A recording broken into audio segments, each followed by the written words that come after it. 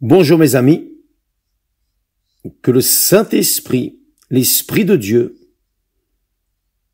soit avec tous ceux qui sont sincères, ceux qui cherchent à vivre dans la vérité, pour qu'alors ils puissent comprendre la volonté de Dieu pour leur vie. Grâce à Dieu, nous sommes en train de parler, nous sommes en train de méditer sur cette lettre de Pierre, cette épître, 1er Pierre, chapitre 5 spécialement. Nous sommes en train de parler de l'humiliation dont il parle. Il nous dit, humiliez-vous. Donc, sous la puissante main de Dieu, après, il dit, déchargez-vous sur lui de tous vos soucis. Dans les mains de Dieu, nous avons parlé de la sobriété, que nous devons être sobres, c'est-à-dire humbles, équilibrés, simples. Le Seigneur Jésus était simple. Le Seigneur Jésus est notre référence. Il est la référence pour tout être humain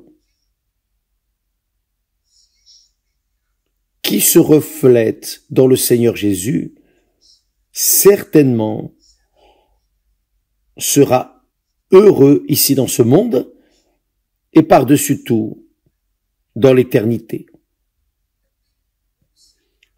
J'observe que beaucoup de personnes sont fragilisées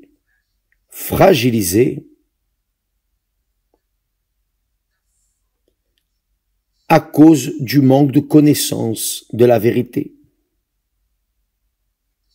Beaucoup de personnes disent, évêque, que dois-je faire pour recevoir le Saint-Esprit? Je ne vis plus dans le péché, j'ai déjà laissé ma vie de péché, je vis une vie pour Dieu et je n'ai pas encore reçu le Saint-Esprit. Que manque-t-il en moi? Ça, c'est la question de la majorité des personnes. Que me manque-t-il pour recevoir le Saint-Esprit? Car je ne l'ai pas encore reçu. Faites attention. Je voudrais laisser cela bien clair, car nous aurons bientôt le jeûne de pyjama.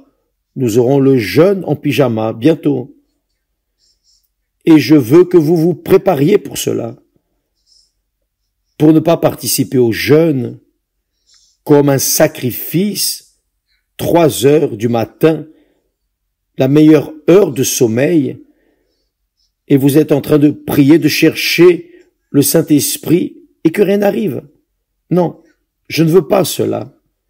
Je ne veux pas que vous ne fassiez que participer au jeûne en pyjama et que vous soyez baptisés du Saint-Esprit. Non, vous devez être baptisés du Saint-Esprit parce que vous avez un projet de vie. Vous avez un projet de vie. Je veux servir Dieu. Je veux faire la volonté de mon Dieu. Je veux être l'image.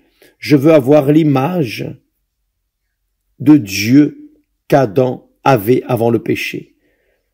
Que dois-je faire?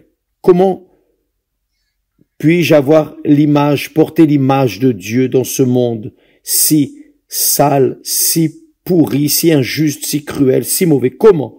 Que dois-je faire? Bien. C'est ce que je voulais vous parler. Mes amis, la première chose pour que la personne puisse recevoir, être préparée pour recevoir le Saint-Esprit, c'est qu'elle soit libre. Elle doit être libre. Libre. Elle doit être délivrée. Mais délivrée de quoi? Je n'ai pas de démon, évêque. Je n'ai pas de vice, je suis délivré, je suis à l'église, je suis serviteur de Dieu. Quand nous traitons d'être libres, il s'agit de la délivrance du mensonge. Saviez-vous cela? Voyez que l'apôtre Pierre avait de l'expérience. Il avait une expérience. Il a dit au Seigneur Jésus, « Ah, Seigneur, jamais tout le monde peut t'abandonner, mais moi je ne t'abandonnerai pas. » Le Seigneur Jésus lui a dit, « Aujourd'hui même, tu me renieras 3 fois avant que le coq ne chante. » Avant que le coq ne chante. Et Pierre, réellement, a renié le Seigneur Jésus 3 fois. À un autre moment, lorsque le Seigneur Jésus a demandé aux disciples en disant, « Que pensez-vous à mon sujet ?»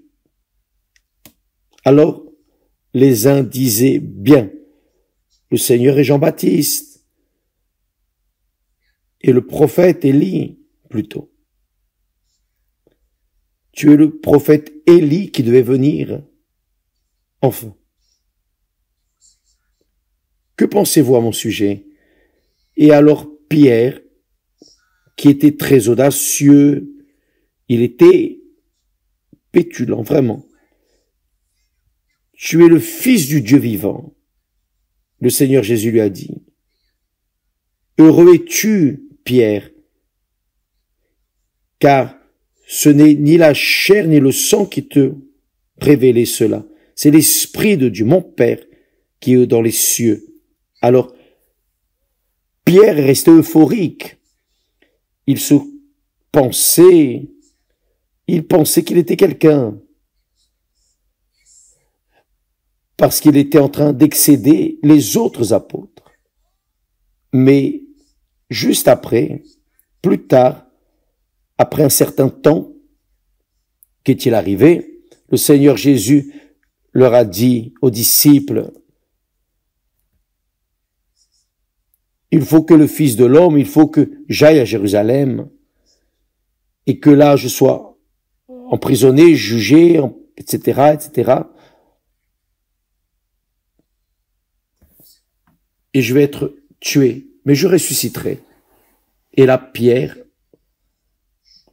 appelant le Seigneur Jésus à part, se considérant le leader des autres apôtres, a appelé le Seigneur Jésus à part et a dit, « Maître, ne va pas là-bas, ne va pas là-bas, ne fais pas cela. » Et le Seigneur Jésus, qu'a-t-il détecté? Le Seigneur Jésus a dit à Pierre, « Arrière de moi, Satan, car tes paroles ne sont pas celles de Dieu.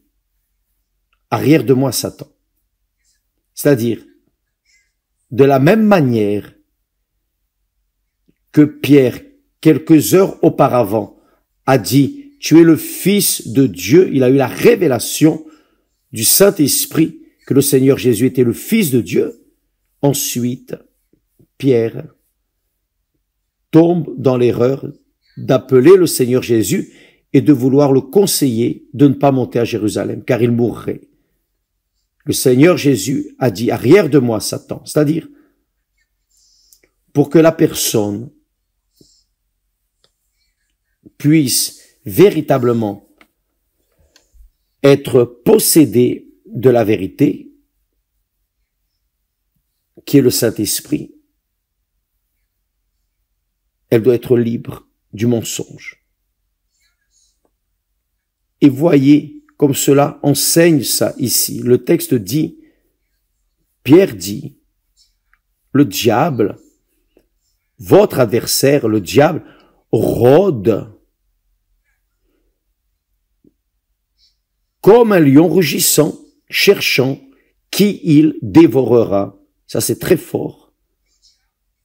Et le diable dévore beaucoup de personnes. Pourquoi dévore-t-il?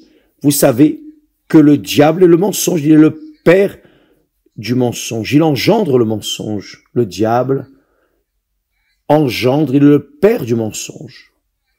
Et le père du mensonge dévore beaucoup de bonnes personnes parce que ces bonnes personnes, de bonnes personnes qui n'ont pas été libérées, délivrées du mensonge, de leurs petits mensonges, de leurs faux semblants, de leur vie incorrecte. Donc, le diable prévaut. Donc, voyez, le diable ne prévaut que dans la vie de ceux qui vivent dans le mensonge, le péché. Une fois que la personne est délivrée du péché, pardonnée, lavée dans le sang du Seigneur Jésus, et vivant dans la vérité, et assumant cette vérité, même si elle souffre à cause de cette vérité, cette personne triomphe du diable. Elle reçoit le Saint-Esprit. Mais si elle se soumet aux facilités que le mensonge proportionne dans ce monde, alors elle reste servante, otage de Satan. Donc, mes amis, en traduisant cette parole pour vous, si vous voulez le Saint-Esprit, d'abord, vous devez recevoir la délivrance, vous délivrer des mensonges, des petits mensonges et des grands mensonges, quel que soit le mensonge. Une demi-vérité est un demi-mensonge, je veux dire un demi-mensonge. Donc, vous devez vous libérer des mensonges auxquels vous êtes habitués, qui sont des choses normales pour ceux qui vivent dans le monde, qui appartiennent à ce monde. Qui appartient à ce monde, évidemment, est otage de ce monde, le royaume du diable et le royaume du mensonge, le royaume de la tromperie, le royaume de facilité, de conquête rapide, des richesses du jour au lendemain, mais au coup de mensonges, de tromperie, faux semblants. Donc, quand la personne veut recevoir l'Esprit de Dieu, qui est l'Esprit de la vérité, Dieu est le Père de la vérité. Pour que la personne puisse avoir l'Esprit de Dieu, elle doit être libre du mensonge. Car le mensonge vient du diable. Si la personne ment, si la personne utilise le mensonge, aussi petit soit-il, elle est en train d'utiliser les outils, les armes de Satan. Comment une personne qui utilise le mensonge peut-elle recevoir l'esprit de vérité? Ce n'est pas possible. C'est pour cela que le Seigneur Jésus a dit, si vous demeurez dans ma parole, vous êtes véritablement mes disciples. C'est-à-dire, demeurer dans la parole de Dieu, c'est vivre dans la vérité chaque jour, aujourd'hui, demain, après-demain. Ce n'est pas seulement aujourd'hui. Ce n'est pas seulement aujourd'hui pour que vous receviez aujourd'hui le Saint-Esprit, non. C'est chaque jour, vous devez vous revêtir de la vérité. Vous devez marcher dans la vérité. Vous devez être transparent, vous devez être ce que Dieu veut que vous soyez, véritable. Car si ce n'est pas ainsi, le diable sait que vous commettez ou utilisez ces outils, c'est-à-dire des petits mensonges. À l'église, vous êtes une personne véritable. Là, vous êtes dans une atmosphère sobre, pure, saine, et vous vous adaptez bien à cette atmosphère, qui est l'atmosphère de la lumière, de la vérité. Mais quand vous sortez de l'église et commencez à chercher des facilités en échange de petits mensonges ou de grands mensonges, peu importe, grand, petit, c'est du diable. Ce sont des instruments, les mensonges ou le mensonge est un instrument, c'est ce que le diable utilise pour détruire l'être humain. Si je marche dans le mensonge, évidemment, je serai en train de servir Satan. Je serai en train d'être serviteur de Satan. Je serai sous la domination de Satan. Il peut me détruire car j'utilise le mensonge. Mais si je sers Dieu et que je vis dans la vérité, le diable ne pourra jamais prévaloir sur ma vie. Donc, mes amis, si vous voulez recevoir le Saint-Esprit, préparez-vous, nettoyez-vous, délivrez-vous de vos mensonges, modelez-vous en accord avec le critère de Dieu qui est la vérité. J'étais hier en train de lire, de méditer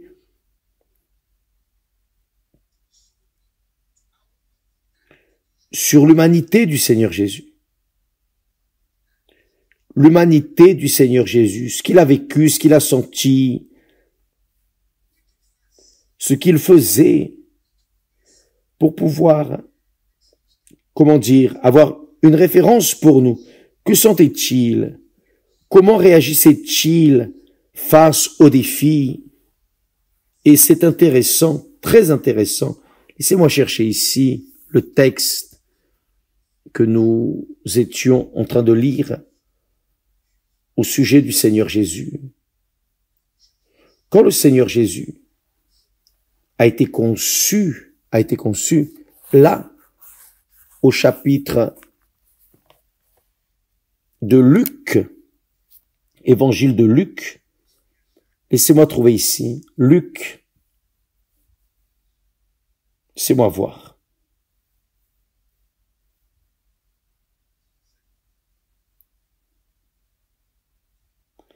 Il est dit que Marie, l'ange s'est présenté à Marie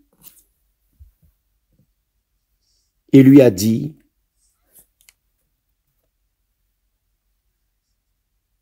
je cherche ici le texte, il a dit,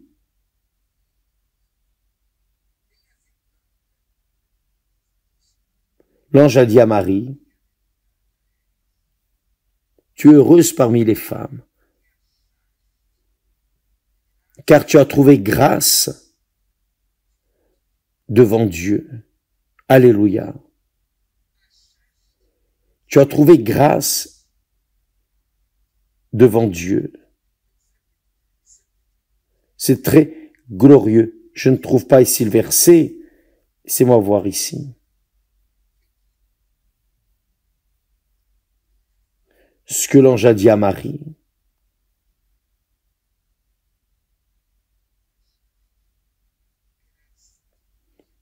Tu as trouvé grâce devant Dieu.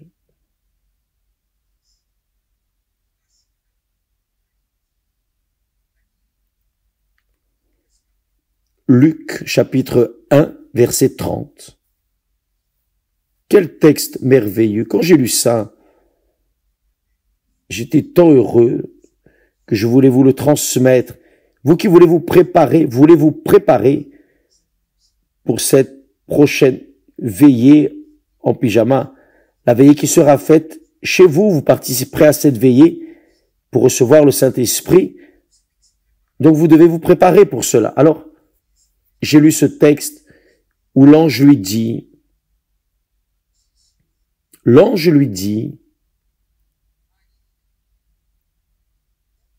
ne crains point, Marie, car tu as trouvé grâce devant Dieu.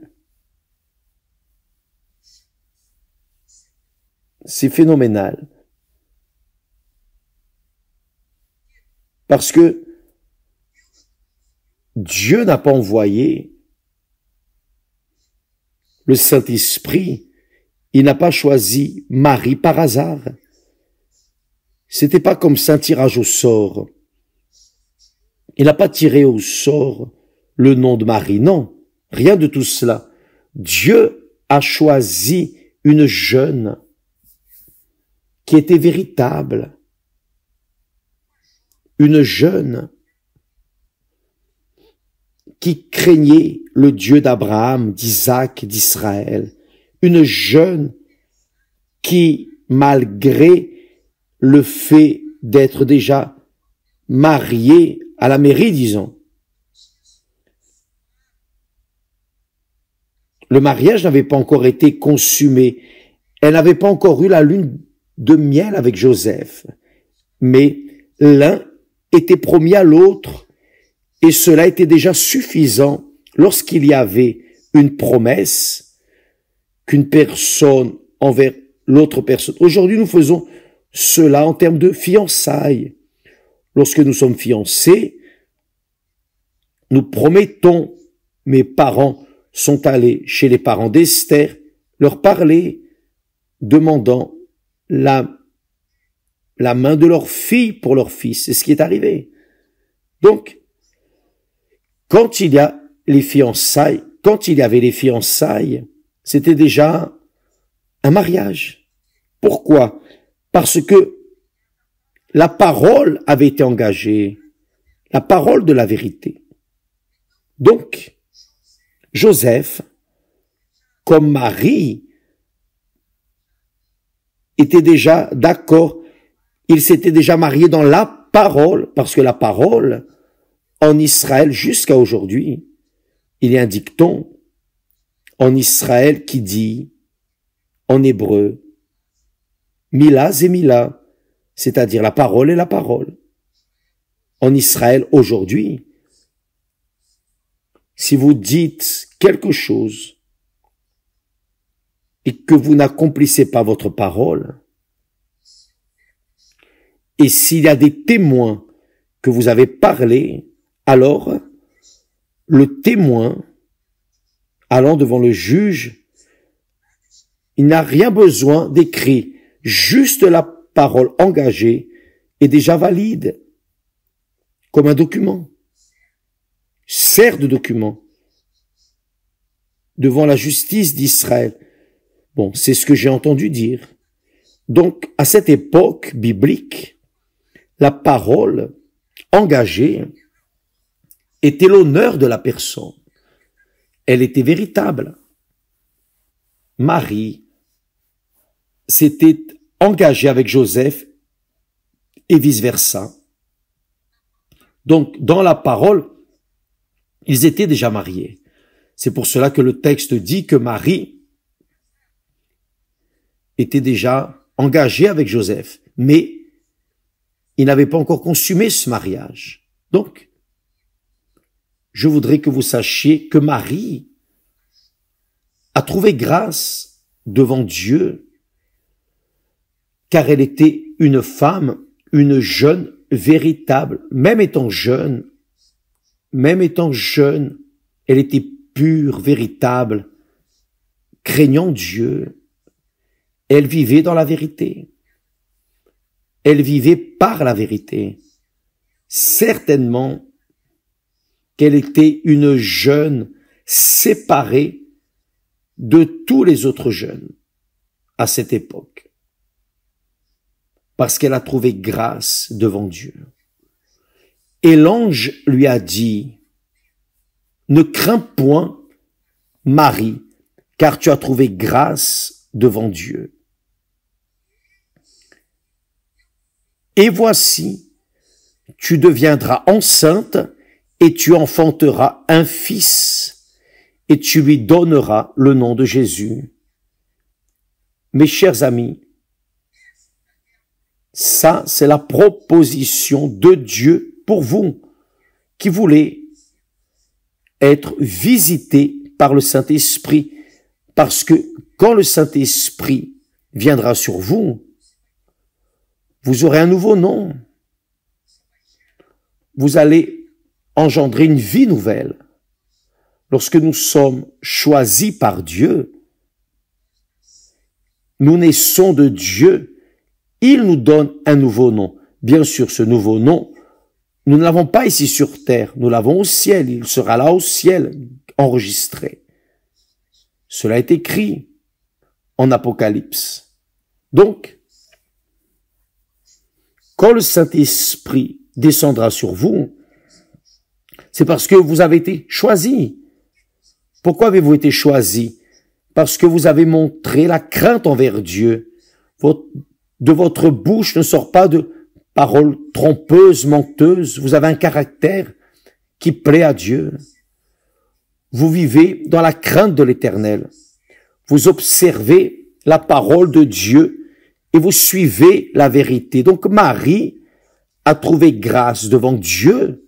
C'est pour cela qu'elle a été choisie pour recevoir le Saint-Esprit et en elle être conçu le Seigneur Jésus, le Fils de Dieu. Et quand vous recevrez le Saint-Esprit, sachez cela. Vous avez été choisis pour que le Saint-Esprit descende sur vous et engendre en vous une nouvelle créature, un fils de Dieu, une fille de Dieu, un enfant de Dieu. Enfant de Dieu, le diable n'y touche plus. Le diable n'a plus de droit. Le diable peut rugir, on peut rassembler tous les lions, tous les démons de l'enfer peuvent venir. Ils ne prévaudront pas. Pourquoi? Parce que la personne est de Dieu, née de Dieu. Ainsi arrive à la personne qui est choisie par Dieu.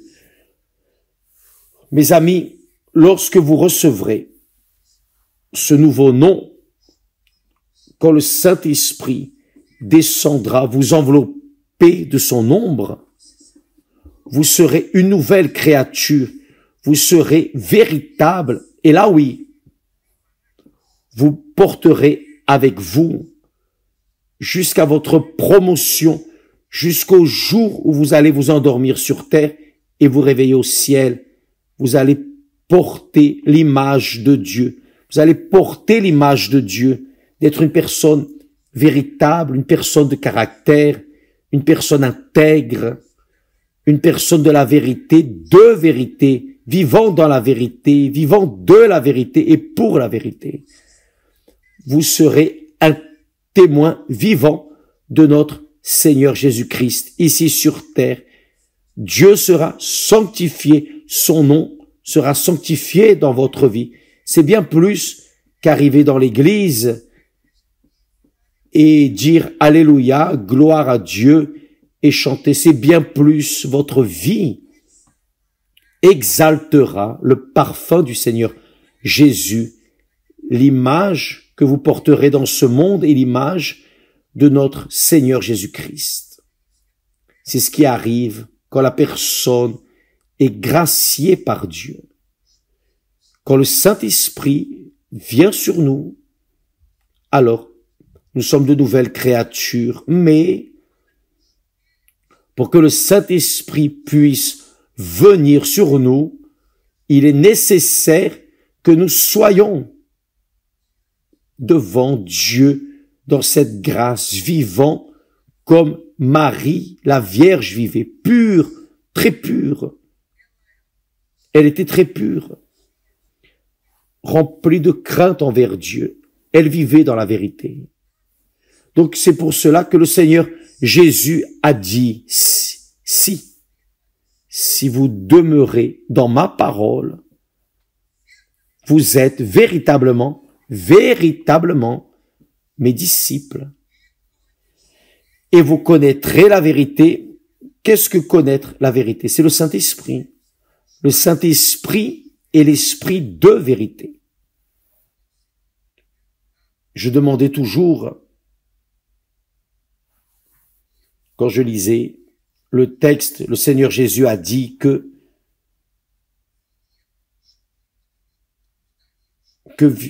qu'il nous donnerait l'esprit de vérité. Je pensais, mais pourquoi? Pourquoi pas l'esprit de la vérité? Non, c'est l'esprit de vérité. L'esprit de vérité, qui est le Saint-Esprit. Lorsqu'il vient sur la personne qui est véritable. Et vous pouvez être véritable, même avant de recevoir le Saint-Esprit. Je peux être véritable comme menteur. Cela va dépendre de mon vouloir. Cela va dépendre de ma volonté. Je veux être véritable, alors je vais être véritable. Je veux être menteur, alors je vais être menteur. Tout va dépendre de moi. Beaucoup de personnes préfèrent, évidemment, la plupart préfèrent le mensonge parce que le mensonge raccourcit les chemins, facilite les conquêtes. Mais la vérité, non. La vérité blesse, fait mal, mais elle délivre. Seule la vérité affranchit. Le Seigneur Jésus l'a conclu. Et vous connaîtrez la vérité. Et la vérité vous affranchira. Marie était une jeune libre, délivrée, car elle vivait dans la vérité. Pour cela, Dieu l'a choisie pour être la mère de son Fils, le Seigneur Jésus. Alléluia. Et c'est pour cela que lorsque nous allons, durant l'aurore, faire un jeûne, ou plutôt une veillée de pyjama, c'est-à-dire, vous pouvez entrer dans la présence de Dieu, même en étant loin de l'église. Vous pouvez le faire chez vous, sur votre lieu de travail, où que vous soyez, en train de participer, en train de vous connecter à Dieu, comme nous allons le faire. Nous allons faire une union de foi. Nous allons unir la vérité. Nous allons concorder ici sur terre, sur le globe entier, le globe terrestre, sur toute la terre. Nous serons en train de faire cette veillée de pyjama, unis dans un seul esprit, une seule foi, un seul cœur. Mais personne ne va nous voir.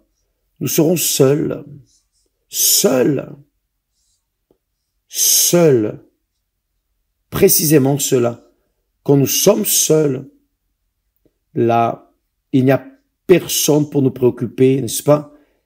Personne pour nous voir en train de prier, cherchant, oui ou non. Comme faisaient les pharisiens aimaient prier, même sur les places publiques, pour être vus et élogés. Alors, ça c'est un mensonge, c'est du diable. Le faux semblant, l'hypocrisie, c'est du diable. Donc nous serons seuls, vous serez seuls. Et tout ce que vous serez en train de faire pour Dieu, lui seul, sera en train de voir. Et il va venir sur vous, il va envelopper votre être, votre corps, il va vous envelopper. Et là, il va faire de vous une nouvelle créature. Là oui, vous saurez ce que signifie être chrétien, chrétienne véritablement. Parce que pour être témoin vivant du Seigneur Jésus-Christ, qui est mort il y a 2000 ans de cela, vous devez avoir son esprit. Et son esprit vient sur vous et fait de vous un témoin que Dieu est vivant, que Dieu n'est pas de bois, de pierre, de métal, que Dieu est un Dieu vivant. C'est le Dieu d'Abraham, d'Isaac, d'Israël. Donc il n'est pas Dieu des morts, mais des vivants. Et vous serez en train d'être un instrument dans ce monde pour témoigner sa résurrection. Mes amis, préparez-vous. Mais pour que vous puissiez vous préparer, vous devez commencer avec la vérité. Reniez vos mensonges. Tournez le dos à vos mensonges. Je sais, évêque, je vais devoir payer un très haut prix pour dire la vérité. Évêque, vous me parlez d'être véritable, je vais perdre mon travail. Que puis-je faire? C'est votre option. Je ne vous ordonne pas. Je suis en train de prêcher, d'enseigner, d'orienter la parole de Dieu. Vous êtes en train d'écouter la voix de Dieu là où vous êtes maintenant, cet instant. À vous de décider, de choisir entre la vérité et le mensonge. Vous allez perdre, certainement. Dans un premier temps, vous perdez, mais là devant, vous gagnez. lorsque vous recevez le Saint-Esprit. Et là, mes amis, vous serez imbattables, invincibles. Le diable peut rugir, peut rassembler tout l'enfer. Il ne pourra pas prévaloir parce que la lumière prévaut toujours sur les ténèbres. Même si la lumière est juste une tête d'allumette allumée dans l'obscurité, les ténèbres partent. Aussi petit soit l'élément, mais s'il est dans la vérité, cet individu va illuminer et les ténèbres vont sortir, vont disparaître. Donc vous pouvez faire cela. Vous pouvez renier le mensonge. Vous pouvez cesser de mentir.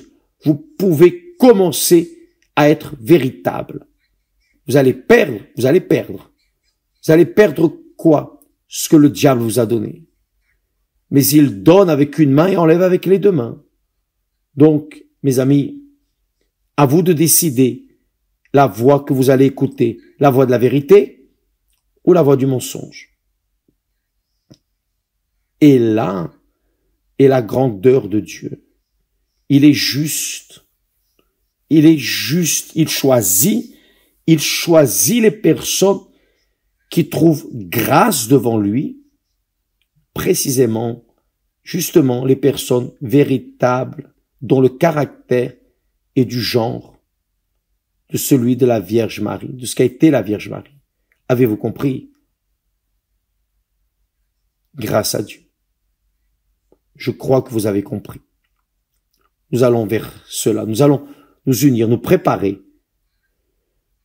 Vous allez travailler, vous allez enlever les mensonges, tout ce qui n'est pas bon, et vous allez commencer à vivre dans la vérité. Car étant ainsi, vous serez préparés pour cette veillée de pyjama que nous aurons. Et je vais dire le jour. Et alors, vous allez recevoir le Saint-Esprit. D'accord? Que Dieu vous bénisse tous. Et avant de terminer, aujourd'hui, spécialement, aujourd'hui, nous aurons une réunion spéciale à l'église, dans toutes les églises universelles. Vous voulez commencer dans la vérité? Rendez-nous visite aujourd'hui. Venez participer présentiellement, spécialement ce soir. Aujourd'hui, c'est mercredi, donc la réunion est pour les personnes qui veulent se préparer leur âme pour affronter le mensonge avec la vérité. Grâce à Dieu. Que Dieu vous bénisse tous au temple de Salomon à 20h, d'accord? Et dans tous les autres temples de l'Église universelle. Aujourd'hui, vous allez participer à cette réunion spéciale au nom du Seigneur Jésus. Que Dieu vous bénisse au nom de Jésus. Amen.